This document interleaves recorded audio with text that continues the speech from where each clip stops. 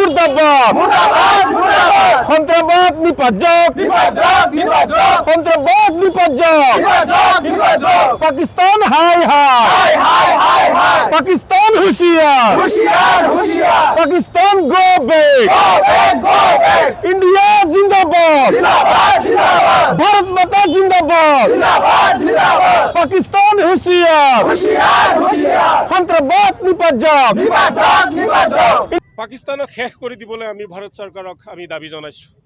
বিশ্বৰ মানচিত্ৰৰ বুকুৰ পৰা পাকিস্তানক শেষ কৰি দিব লাগে, কাৰণ পাকিস্তান সন্ত্ৰাসবাদ জন্ম দিয়ে, পাকিস্তানে সন্ত্ৰাসবাদীক পোহপাল দিয়ে, আৰু সেই সন্ত্ৰাসবাদীয়ে আমাৰ ভাৰতক আক্ৰমণ কৰে, আমাৰ সৈনিকক মাৰি পেলাইছে, আমাৰ ভাৰতীয় লোকক তেওঁলোকে গুলিয়াই গুলিয়াই মাৰি পেলাইছে।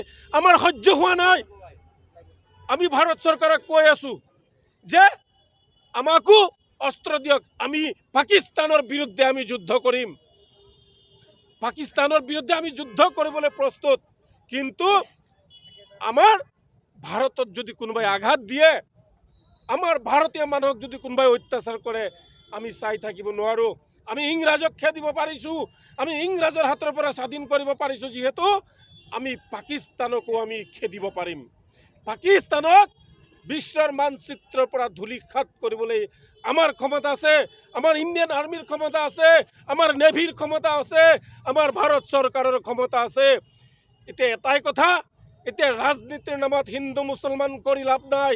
এতিয়া আমি ঐক্যবদ্ধ ভাৰতীয় আৰু এক ভাৰতীয় হিচাপে আমি থিয় দিব লাগিব, চৰকাৰৰ লগত থিয় দিব লাগিব, প্ৰশাসনৰ লগত থিয় দিব লাগিব। আমি তেওঁলোকৰ হাত মজবুত কৰি পাকিস্তানক আমি মাটিৰ লগত মিহলি কৰি দিব লাগিব। এই সময়, এই অন্তিম সময়, বাৰম্বাৰ আমাক আক্ৰমণ কৰা হৈছে, আৰু সহ্য কৰা নহ'ব, আৰু ৰেহাই দিয়া নহ'ব। গতিকে যুদ্ধ কৰাৰ সময়, মাননীয় মোদী ডাঙৰীয়া, অমিত শ্বাহ ডাঙৰীয়া, আপোনালোকে আৰম্ভ কৰি দিয়ক, আমি আপোনালোকৰ লগত আছোঁ, এওঁলোকক আৰু ৰেহাই দিয়া নহ'ব। আৰু এটা কথা, অসমত থাকি কিছুমানে দেখিছোঁ পাকিস্তানৰ গুণগান গাই আছে, পাকিস্তান জিন্দাবাদ কৈ আছে। মই মুখ্যমন্ত্ৰী ডাঙৰীয়াক অনুৰোধ জনাম, তেওঁলোকক জেলত ভৰাই নথব। আমাৰ অসমৰ ৰাজহেৰে তেওঁলোকক ভাত খুৱাই নাথাকিব, তেওঁলোকক চিধা চিধি পাকিস্তানত থৈ আহক, কাৰণ তেওঁলোক পাকিস্তানৰ সমৰ্থক। ইয়াতে জাগা নিদিব। ভাৰতৰ বায়ু পানী, ভাৰতৰ খাদ্য, অন্ন, বস্ত্ৰ, ভূমি এওঁলোকক দিয়া নহ'ব। যদি আপোনালোকে ৰেহাই দিয়ে, আমি মুছলমান সমাজে আজি দেখিছোঁ 7জনকৈ একমাত্ৰ মুছলিম ল'ৰাই পাকিস্তান জিন্দাবাদ দিছে। আমি মুছলমান সমাজেও তেওঁলোকক এঘৰীয়া কৰিব লাগে, তেওঁলোকক সমাজৰ পৰা বঞ্চিত কৰিব লাগে। পাকিস্তানৰ যিবিলাক গুণ গায়, বাংলাদেশৰ যিবিলাক গুণ গাই থাকে এনি টাইম, আমাৰ জন্মভূমি, ইয়াতে জন্ম হৈছোঁ, ইয়াতে মৃত্যু হ'ম।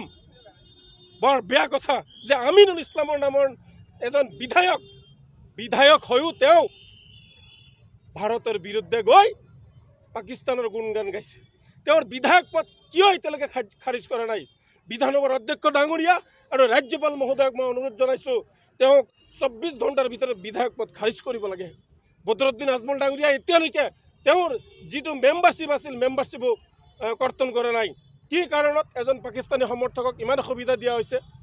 গতিকে কোনেও, মই আপোনালোকৰ জৰিয়তে আহ্বান জনাম, বিশেষকৈ আমাৰ সংখ্যালঘু সম্প্ৰদায়ক, যে বাংলাদেশ পাকিস্তানৰ আমি সমৰ্থন কৰিব নালাগে।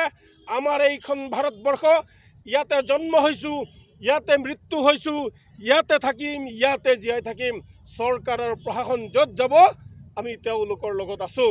আমি সেয়া পুনৰবাৰ কৈছোঁ যে বিশ্বৰ বুকুৰ মানচিত্ৰৰ পৰা পাকিস্তানক বিলীন কৰি দিব লাগে, নোহোৱা কৰি দিব লাগে, শেষ কৰি দিব লাগে। যিকোনো খবৰৰ বাবে যোগাযোগ কৰক 7099017330 লগতে 7099017110 নম্বৰত।